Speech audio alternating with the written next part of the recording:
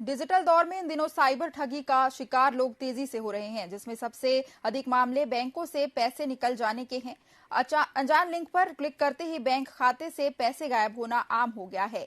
ऐसा ही आश्चर्यजनक मामला इन दिनों सुर्खियों में है। 23 साल की एक लड़की से साइबर ठगी का हैरान कर देने वाला मामला सामने आया है, जिसमें लड़की अपने ही घर पर डिजिटली अरेस्ट हो गई है। देखिए ये खास रिपोर्ट।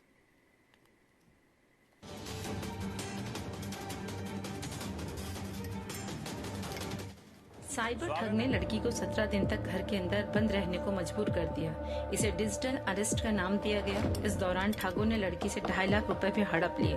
पीड़िता ने बताया कि घटना की शुरुआत 12 अक्टूबर को हुई थी, जब लखनऊ से उसके पास एक कॉल आया था। इसके बाद वो ठगों के झांसे में ऐसा फंसी कि खुद के घर में ही कैद होकर रह गई।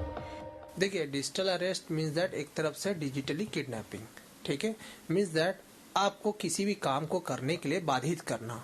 यहाँ पर क्या किया गया था कि उनको प्रेरित मतलब एक फोर्सफुली रोक दिया गया, बोला गया कि भाई आपको आगे कोई भी चीज एक्टिविटी नहीं करनी है बिना हमारे परमिशन के। जस्ट लाइक आप एक छोटा एग्जांपल मैं बताना चाह रहा हूँ।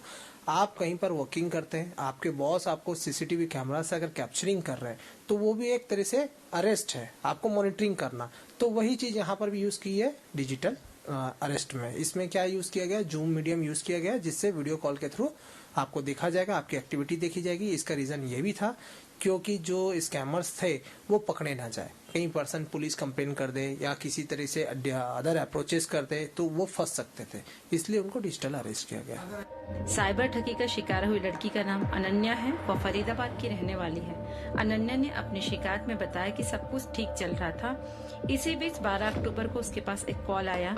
कॉल करने वाले ने कहा कि वो लखनऊ कस्टम ऑफिस में बोल रहा है, आपके आधार कार्ड के जरिए एक पार्सल कंबोडिया भेजा जा रहा है।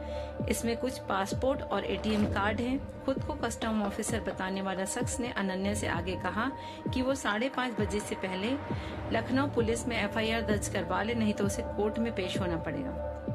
देखिए, इसमें सबसे पहला चीज है घबराना नहीं है।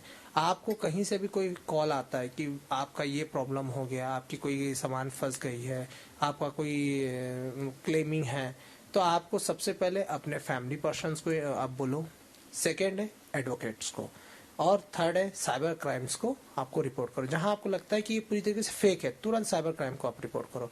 लेकिन आपको लगता है कि ये सही हो सकता है, सेम हो सकता है, तो आप अपने एडवोकेट या जो भी अपने रिलेटिव्स है एटलीस्ट उनसे आप कंसल्ट करो। क्योंकि नया अगर आपको कुछ करना है, ठीक है आप जैसे बैठ गए, जैसे अभी डिजिटल अरेस्ट की जो बात हुई है, उसमें प्रॉब्लम क्या है कि अगर हम चुपचाप बैठ गए, फैमिली को नहीं बताएंगे, तो आपका समस्या बड़ी रहेगी, वो आप और फंसते जाओगे। तो एटलीस्ट फैमिली को बता दिए तो फैमिली और कोई होगा आपके कनेक्टिविटी में जो आपको इन्फॉर्मेशन को पास कर सके, हेल्प कर सके। खुद को कस्टम ऑफिस का बताने वाला शख्स ने अनन्या से आगे कहा कि वो 5:30 बजे से पहले लखनऊ पुलिस में एफआईआर दर्ज करवा ले, नहीं तो उसे कोर्ट में पेश होना पड़ेगा। ये सुनकर अनन्या थोड़ी घबरा गई।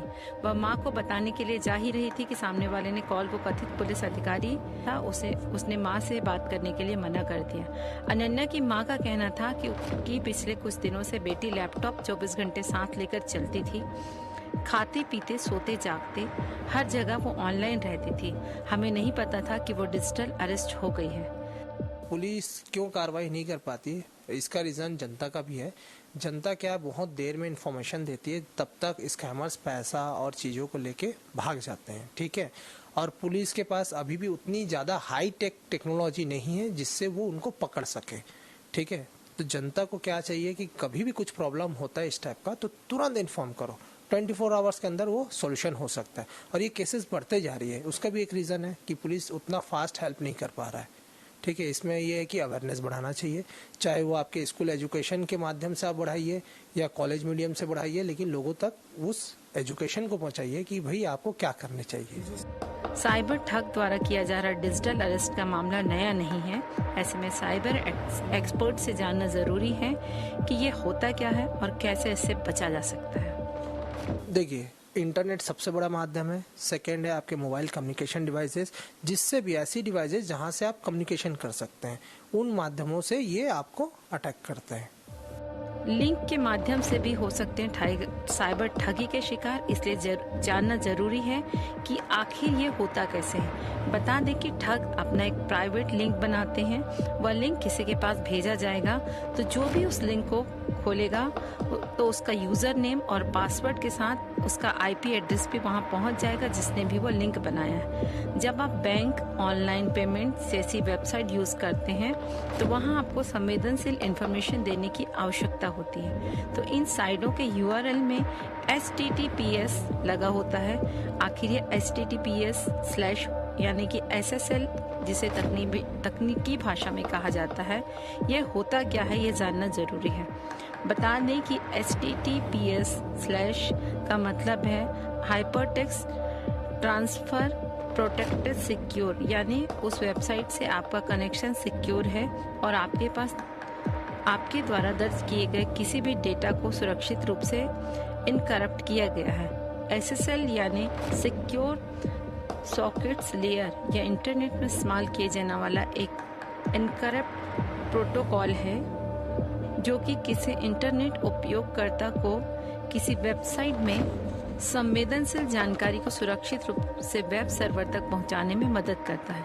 इसकी अच्छी बात यह है कि इससे डाटा लीक भी नहीं हो पाता। SSL के इस्तेमाल से कोई भी हैकर किसी भी कस्टमर के डाटा को आसानी से नहीं चुरा सकता।